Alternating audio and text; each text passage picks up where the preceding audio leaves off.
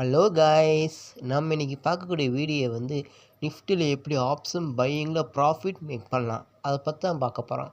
வாங்க வீடியோக்குள்ளே போகலாம். First disclaimer, this video is only education purpose only. I am not SEBI research advisor.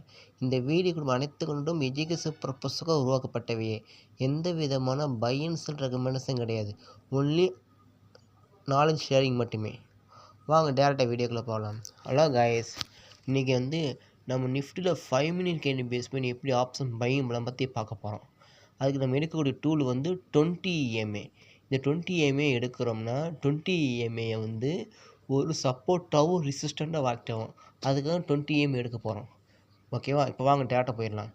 First நிஃப்டியில் 5 minute chart வச்சுக்கோங்க. வச்சுட்டு இஎம்ஏயில் போய் இண்டிகேட்டரில் EMA moving average expression select பண்ணிவிட்டு அதை 20 நம்ம செலக்ட் பண்ணிக்கணும்.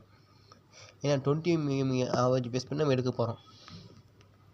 நம்ம செட் பண்ணிவிட்டு ஓகே. இப்போ வந்து ஃபஸ்ட்டு கான்செப்ட் வந்து ஃபஸ்ட்டு புரிஞ்சுக்கோங்க. ஃபஸ்ட்டு மார்க்கெட் வந்து இந்த 20 EMAக்கு மேலே மார்க்கெட் ட்ராவல் ஆகிட்டு மறுபடியும் அந்த கரெக்ஷன் கீழே வந்து அந்த 20 EMA டச் பண்ணி பவுன்ஸ் பேக் ஆகி மேலே போச்சுன்னா நம்ம கால் சைடு ஃபோக்கஸ் பண்ணலாம். இது ஒரு கான்செப்ட்டு. அதேமாரி இன்னொன்று, மார்க்கெட் 20 EMAக்கு கீழே மார்க்கெட் ட்ராவல் ஆகிட்டே இருந்து மறுபடியும் இந்த 20 EMA டச் பண்ணிவிட்டு கீழே இறங்கிச்சா நம்ம புட் சைடு ஃபோக்கஸ் பண்ணலாம். இதுதான் கான்செப்ட்டு.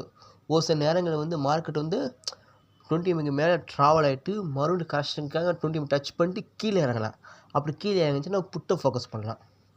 இதேமாரி தான் கீழேயும் 20 EMAக்கு மேலே 20 EMAக்கு கீழே மார்க்கெட் ட்ராவல் ஆகிட்டு மறுபடியும் அந்த 20 EMA டச் பண்ணி கீழே இறங்காமல் மேலே போச்சுன்னா நம்ம கால் சைடு ஃபோக்கஸ் பண்ணலாம். அது எப்படின்னு நம்ம சார்ட்டில் விரிவாக பார்க்கலாம். வாங்க பார்க்கலாம். ஃபஸ்ட்டு நம்ம வந்து 5 மினிட் சார்ட் வைக்க போகிறோம். வச்சாச்சு. இன்றைக்கி தேதி 29ஆம் தேதி. ஓகேவா? நம்ம எடுக்கக்கூடியது 20 EMA. ஓகேவா?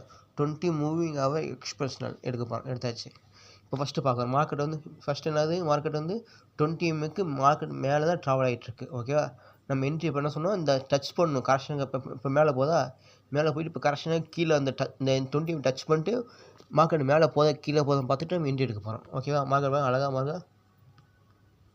அழகாக 20 மேலே தான் போயிட்டுருக்கு. 20 EMA மேலே போயிட்டு இருக்குது. நம்ம என்ட்ரி என்ன சொன்னேன், இந்த 20 EMA டச் பண்ணணும். அப்போனா தான் நம்ம வெயிட் பண்ணணும். பாருங்கள், மார்க்கெட் மேலே போயிட்டே இருக்கா. கரெக்டாக பாருங்கள், இந்த கேண்டில் அதாவது 1:35 கேண்டில் கரெக்டாக இந்த 20 EMA தாண்டி கீழே க்ளோஸ் வச்சுட்டேன். எப்படி இந்த 20